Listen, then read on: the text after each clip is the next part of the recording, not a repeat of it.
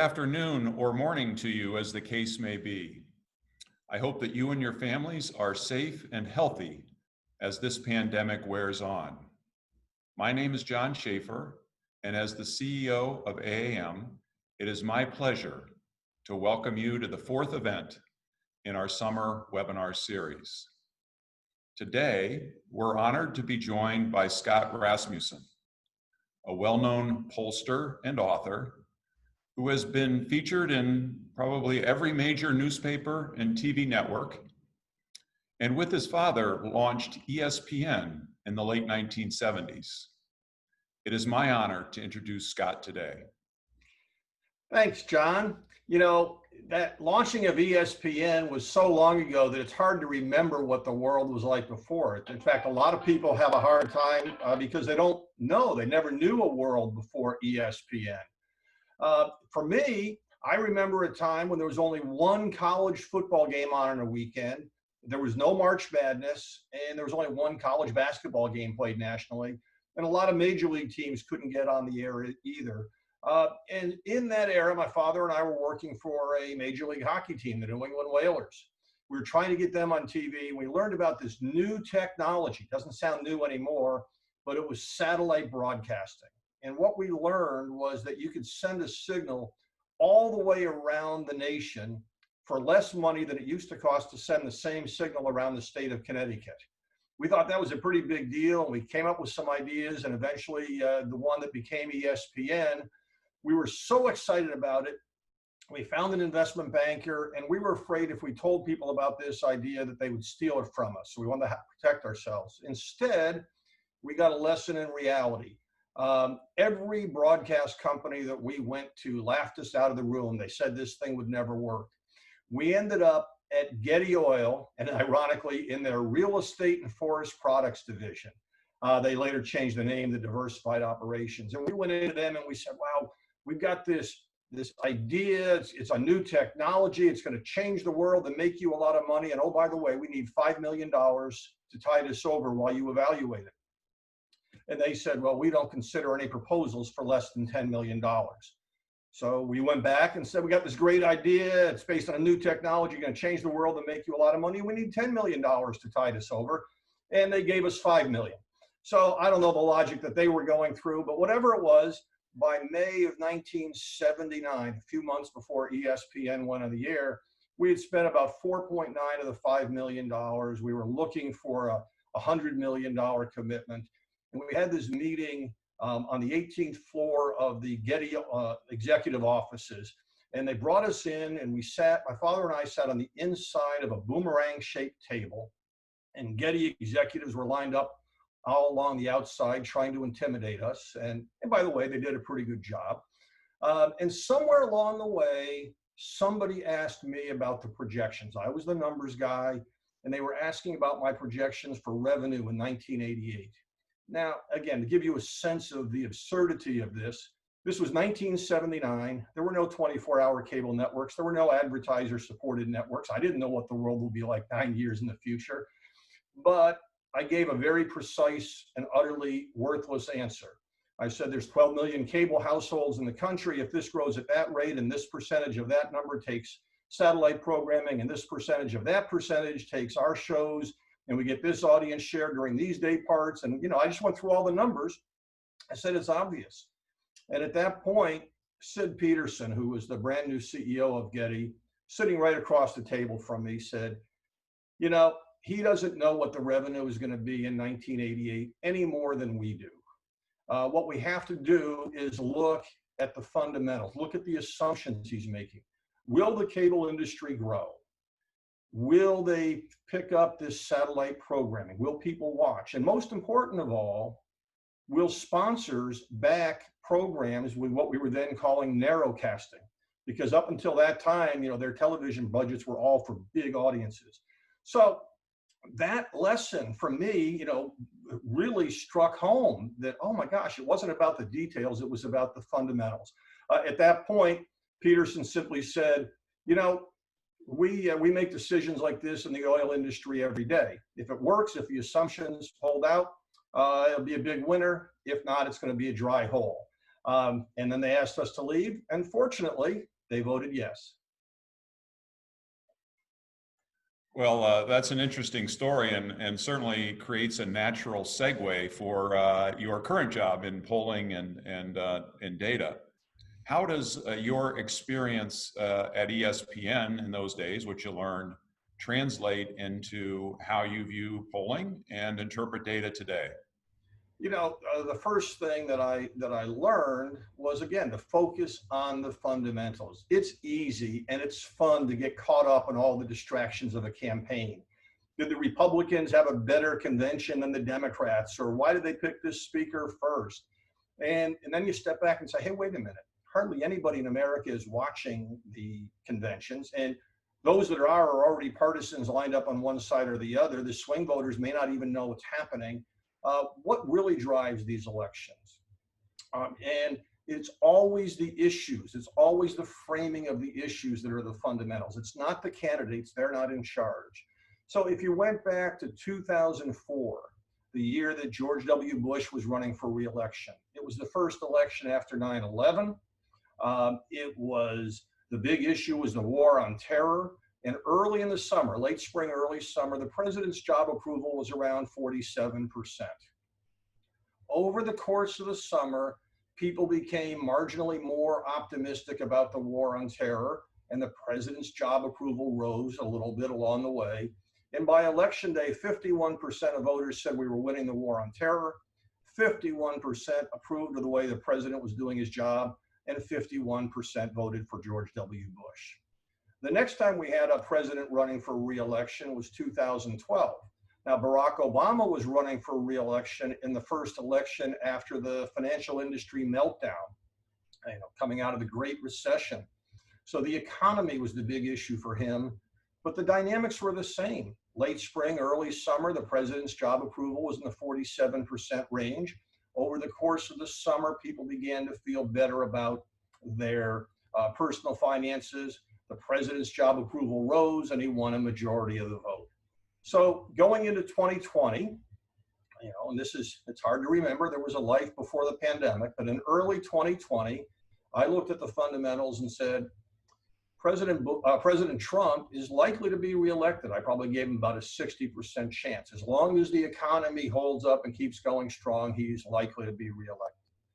And of course, after that, the pandemic came along, and threw all of those projections out the window. None of us have ever dealt with a situation like this pandemic. The last time we had one, they didn't even keep unemployment statistics. There were no public opinion polls. And we watched early on, and most people in the first couple of months of the lockdowns thought this was a very temporary phenomenon and things would snap back into place. But in late May, something came along that changed the dynamics of the election. That was the killing of George Floyd. And from that moment on, over the next 6 weeks, things looked better and better for Joe Biden. Why? Because of the fundamentals. When the focus is on civil rights, that's horrible for President Trump. It's an issue that he is really weak on. And voters, when they think about that issue, think we want somebody else in the Oval Office. So Biden's lead went from 5 or 6 points nationally to about 10 points in the polling averages, about 12 points in my polling. But then 5 or 6 weeks later, it settled back down to where it had been, partly because there were less focus on the civil rights issues, and partly because the issue itself began to transition from, is it really about civil rights, or is there a law and order component on this? People began to get concerned about some of the violence. So where are we today? Right now, first off, if the election was held today, Joe Biden would win. No doubt about that in my mind whatsoever. But if the numbers can swing 5 or 6 points in 5 or 6 weeks, they can swing a long way between here and November in either direction. It is possible to say Joe Biden will win an election that makes Donald Trump look like Herbert Hoover, or it's possible also to envision Donald Trump winning. The driving force will be how people perceive the fundamental issues. The more that people think the pandemic is behind us, or that we're figuring out how to deal with it and live with it, the better that is for President Trump. The more that they think, if there's a second wave, for example, that really drives up the numbers again, well, that would be devastating for President Trump. Secondary issue just beneath the surface is that civil rights, law and order tension. The more it's on civil rights, the better for Biden. The more on law and order, the better for Trump. And if I had to give you my best estimate, and recognizing this is a very volatile situation. President Obama and Bush, when they ran for re-election, have been dealing with the issue their entire term. This is something that just popped up a few months ago. So if I had to give you my best estimate, though, I would say we're heading to something like what I saw in 2016. I had to go on TV every week and was asked the question, what is Donald Trump's path to victory? And the answer was always the same. He wins the McCain-Romney states, picks up Iowa, and all of a sudden he's at 263 electoral college votes, a little bit short. And like any underdog, he has the chance to throw up a buzzer beater and maybe win Michigan, Pennsylvania, or Wisconsin. I did not expect him to win those states. I did not expect him to win all three, certainly. This year, the only changes are going to be that Democrats think they can add Arizona to that list and maybe a couple of other states. Republicans think they can add Minnesota. But assuming the race tightens between now and November, we'll be watching those same states. And probably instead of waiting up late on election night, we'll be waiting a week while the ballots are counted. That's very interesting. Thanks. Your analysis of the elections suggests that there are votes in play, independent votes that, depending on how the issues break or are interpreted here over the last couple of months, would drive them. Is that consistent with sort of the view that voters seem to be preset, locked in certain camps and with a vote? Yes, it is. Both parties have a very solid base. It is virtually impossible for either party to get below 40% of the vote. George McGovern got a little below that. Walter Mondale got a little below that on the Democratic side, but those are decades ago. The first President Bush did in his reelection bid, but these are really exceptions. Both parties come in with at least 40% of the electorate on their side. And more realistically, barring an extraordinary circumstance, they each have about 45%. So the group in play, very, very small, 10, 12, 15%. And most of them have a leaning in one direction or the other, but that's who the fight is over. And I think it's really important to note that that group is not engaged in politics. One of the things that shocks political activists, one of the biggest numbers that I always point out, is that 26% of voters nationwide say things wouldn't be much different today if Hillary Clinton had won. They simply don't see a difference. So these swing voters are not engaged in the process. They have not been following the campaign, and they don't vote as if their life depends on it. Scott, that's very interesting. After 2016, your polling industry seems to be viewed as having the accuracy of a weatherman. Do you agree that this assessment is fair, and why should we believe the polls today? Now, first of all, people have always questioned polls when they don't like the results. It wasn't just in 2016, but there's a huge myth about 2016. Nobody in the polls saw something. The polls were way up, and that's simply not the case. In fact, in 2016, the national polling average showed that Hillary Clinton would win the popular vote by 3 points. She won by 2. Of the final 12 polls, 10 of them were within 2 points of the actual margin. That's a really good track record. Now, sometimes when I tell people that, they say, well, yeah, the national polls were okay, but they don't matter. It's all about the Electoral College, and the state polls were way off. Actually, that's not true either. There were 3 shocking states in 2016: Pennsylvania, Michigan, and Wisconsin. In Pennsylvania and Michigan, the polling averages showed that the results were too close to call. Those states were toss-ups, but a lot of pundits simply assumed they were going to go to the Democrat because they always went to the Democrats, at least in recent memory.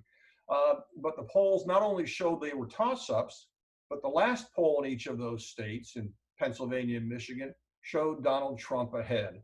Had people really focused on the data rather than on the rhetoric, they would have seen that these states were seriously in play. Um, Now, look, I didn't expect that Donald Trump would win again, but it was clear that these states were competitive. The only state where polling was really off was in Wisconsin, and there's still not clear why that happened and some of the other issues there. But 49 out of 50 states were pretty good. On the morning of the election in 2016, uh, Hillary Clinton or the Real Clear Politics website said Hillary Clinton was ahead in states with only 203 electoral college votes. They acknowledged the large number of toss-ups. Very few others did, and that turned out to be the right way to view the election. Because I was in the Fox News green room that morning, people were looking at the national polls and saying, well, yeah, it's a 3-point projection, but the margin of error is 3 points, so she's really going to win by 6. And one woman in the room actually said it'll be 9 or 10 points, and nobody envisioned it could go the other way. So I think the polls were pretty good in 2016. It's important to recognize the polls are a snapshot in time. I know it's a cliche, but showing a poll today that Joe Biden is leading does not mean he's going to win in November. It means he would win only if the election were held today. Ultimately, the problem in 2016 was not the polls, it was the analysis. It was the fact that when pundits looked at the data, they saw not what the numbers were telling them, they saw what they expected to see. Thanks. Conspiracy theories seem to be in vogue these days, including in your industry, in the polling with the polling services. Do you believe there's any possibility for manipulation of polls one way or another by swinging demographics, likely voters, say, versus registered voters, or playing around with percentages of Democrats, Republicans, and independents in the polls? Well, is it possible? Of course. Does it happen? No. The reality is polling is a very difficult and challenging industry. We don't know precisely who's going to show up and vote. Projecting likely voters is a very difficult issue. We do know some basic things. If you do a sample of all adults, you're going to have more Democrats than you would with a sample of registered voters. And in most years, not always, but in most years, if you have a sample of likely voters, that's a point or two better for the Republicans than a sample of registered voters. But it's not that a pollster is, engaged in conspiracy theories to pick one of those models. Some pollsters believe you should wait and adjust to make sure you have an appropriate mix of Republicans, Democrats, and independents. Others say the focus should be more on gender, age, race, education. There are different methodologies. And you need to learn from all of them. What I tell people is if you don't like a poll result, rather than complain about it, go and look at all the other polls. And if the one that you don't like is an outlier, well, then you should take comfort from the other polls. But if every poll is saying the same thing, then you've got to kind of readjust your expectations. And that's why I always go to these polling averages. As I mentioned earlier, they're pretty good. Thanks. You've spent some time talking about the presidential election, but this year there seems to be an awful lot of focus on Congress, in particular the Senate, given the filibuster rule and what might become of that, and as well as the House. How do you see those unfolding? First thing to recognize when you talk about Senate and House races is they're a lot different than they were a generation ago. A generation ago, it wasn't all that surprising to have a president win a state and have a senator elected from the opposite party. In today's world, politics is a team sport. In fact, Ballotpedia has done some work showing it's not just that if a president wins a state, you expect a senator from their party to win the state and a congressman from their district to win their district. It goes all the way down to the state legislative level. So when we start talking about these factors, why did the Democrats do so well in 2018? Why did they pick up 40 seats? A couple of reasons, but the biggest was because Donald Trump was unpopular in suburban congressional districts. Democrats picked up a lot of ground in those districts because it was a referendum on President Trump. When we come to 2020, we're going to see that same kind of a dynamic. If the president does a little bit better between now and November, the Republicans are likely to keep control of the Senate. If things go the other way, then Democrats will end up controlling the House and the Senate as well. I think a great way, I've mentioned Real Clear Politics a couple of times. I think they're a great resource because they acknowledge the uncertainty of this. As of this morning, they're saying that if the election were held today, 46 Senate seats will be held by Republicans, 44 by Democrats, and there are 10 toss-ups. Now, Real Clear does have an expanded understanding of toss-ups. They put South Carolina's Lindsey Graham in the toss-up category. I think he's likely to win. They put Minnesota's on the other side. They put Minnesota's Tina Smith in the toss-ups. Again, she's likely to win. But these races are close enough that you have to acknowledge the possibility of an upset. Republicans are very vulnerable in Colorado and Arizona, quite possibly in Maine. Again, if you're looking at the most likely outcome, I think we're looking at a toss-up in the race for the Senate. If it's a 50-50 tie when all is said and done, well, then whoever wins the presidency controls the Senate. I think the only safe change of party control that I would see right now is in Alabama. It appears Doug Jones is going to lose his bid for re-election. His election in the first place was a little bit of a fluke. But when you start talking about all of these issues, the model to follow, again, get back to the fundamentals. If the issues move favorably towards Republicans, that's going to help. If they move favorably towards Donald Trump, it's going to help Republican senators and Republican House members. And let me, this is, especially these suburban districts are so close and so competitive. In 2018, on the last couple of days of the race, I pointed out that we issued 3 different turnout models. One was a couple of points more optimistic for Democrats, one a couple points more optimistic for Republicans, and the other was our baseline right in the middle. And the range of potential outcomes came from the Republicans gaining some seats, a significant number of seats, to ending up where they are right now, down 40 seats in the House. So they lost 40 seats.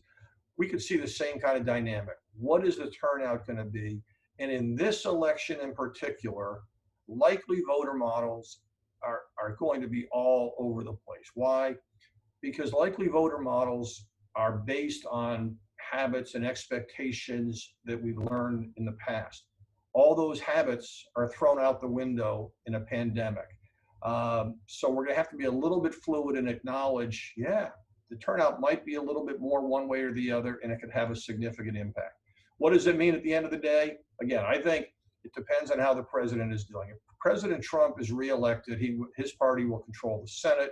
If Joe Biden is elected, it will either be very close or his party will control the Senate.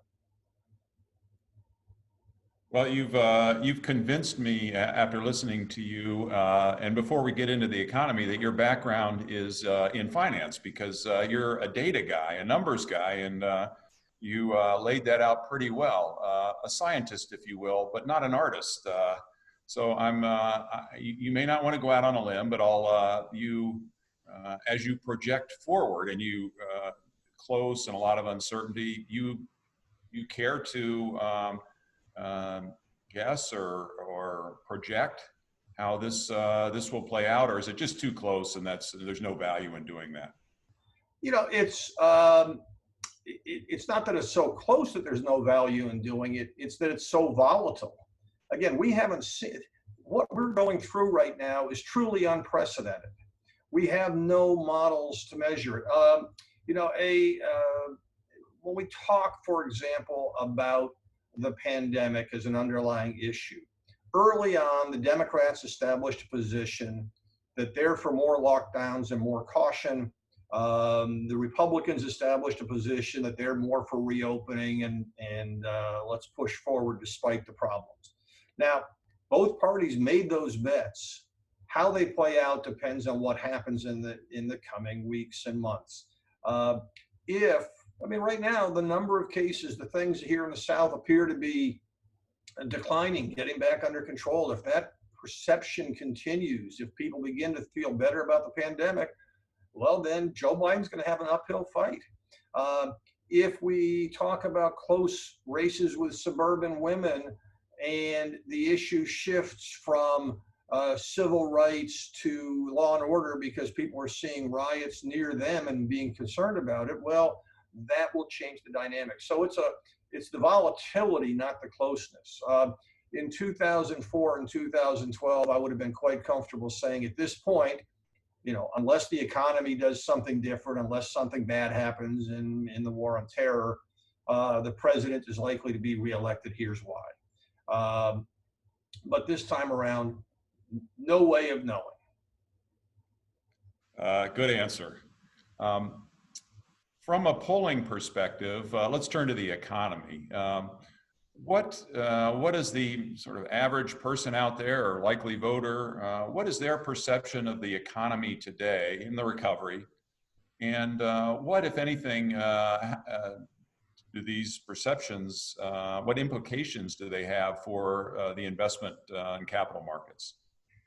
First off, most voters believe that a year from now, the economy will be back at least as strong as it was before the pandemic. There may be different expectations of how long it takes to get there, but the perception is that that this pandemic has been a bump in the road, not a permanent derailment of the economy, not something that will head in a different direction. I think yesterday the conference board came out with some numbers saying that consumer confidence was down in August. And I think that's a great example of some data that you need to evaluate in recognition of the volatile world, because I don't think it's accurate as of today. The reason I say that, conference board methodology is they use snail mail. They send out surveys at the beginning of a month. And if you don't get your response back to them by the middle of the month, you're not included. And then a week or so later, they report it. So what we're seeing today is the conference board is reporting number. Yesterday, we're seeing the conference board issue numbers based on how people felt in early August. And again, in a normal year, that's not such a big delay. In this year, one of the questions I've been asking on a regular basis is asking people if the worst of the pandemic is behind us or is the worst still to come. Sort of a basic measure of how do you feel about everything, the economy and everything related to this problem we're facing. Well, back in March when lockdowns were beginning, only 14% thought the worst was behind us. Made sense back then. Confidence was growing. By the end of May, it was up to 23% thought the worst was behind us. It hit all the way up to 29% in June. And then things changed by July, that fell back to 15%, just like it was at the beginning. Those numbers held. When the conference board was getting their responses, it was only about 15% of voters thought the worst was behind us. Last week, that number bounced up to 20%. This week, it's up to 26%. Something is changing in the perception of how we're dealing with the pandemic. It's changing on a day-to-day, week in and week out basis. So I think it's very important to recognize, and by the way, I'm not slamming the conference board for this. I'm just putting their methodology gives you good information for a set period of time. And in this volatile atmosphere, you need more current data. And I do think that even though right now the numbers are rising, we're on the upside of the roller coaster. It doesn't mean it's going to keep rising until this. There are no straight lines in this. But as long as that continues, I think it's good news for the economy. I think it signals at some level the economy is a little bit stronger than we give it credit for. Now, there's a couple of other points on this that are really important for investors to consider. One is the shifting view of what we're going through. Again, in March, most Americans thought this would be over by Memorial Day. Most Americans were thinking from an economic perspective, we got to bite the bullet. We got to hunker down for 2 months. We'll defeat this virus and then we'll go back to work. Well, obviously it didn't work out that way. We've been at it almost 6 months. Today, half of all voters say it's going to be with us at least for another 6 months. And so we're beginning to adjust the way we interpret it. And the way we interpret it today is we have to learn to live with this pandemic because it's going to be with us for a long time. We're way beyond the idea that we can just, have social isolation in our homes for 2 months and pretend it never happened and go back to normal.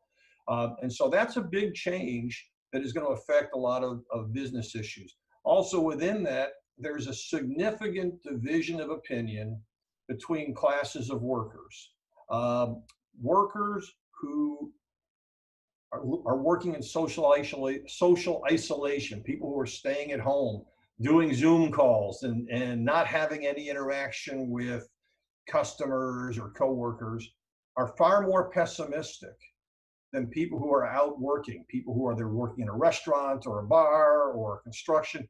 People who are actually in offices or dealing with customers are more optimistic about the economy, more optimistic about the recovery, and more skeptical about the lockdowns. And that dynamic is, I think, important to understand, because if you think about who are the people that are doing Zoom calls, who are the people that are working in that real social isolation, a lot of them are the people making the projections.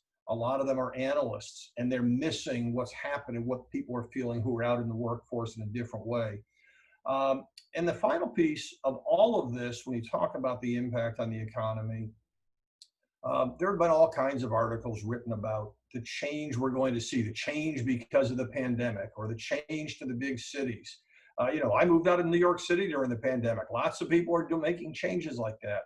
I think it's a mistake to view the pandemic as causing these changes. Rather, the pandemic is a catalyst that is accelerating changes that were already taking place in society. I wrote a book several years ago and talked about the Great Turnaround. And the idea was that from the founding of America up till the 1970s, the trend was for everything to get bigger and more centralized and more homogenized. And then in the 70s, we had the microprocessor invented, and we had Apple and Microsoft founded, and the cable revolution. All of a sudden, American society began to decentralize. And we've been talking about what it would be like if we could have these virtual meetings all the time or things. But the pandemic is forcing us to deal with it. And at the same time, while America has been decentralizing and we're now forced to learn these new ways of dealing with change, the political system has become more centralized. I think that disconnect between a centralizing government and a decentralizing society is the reason we have such a toxic political environment these days. Sooner or later, the political system will catch up with society. So what does all that mean?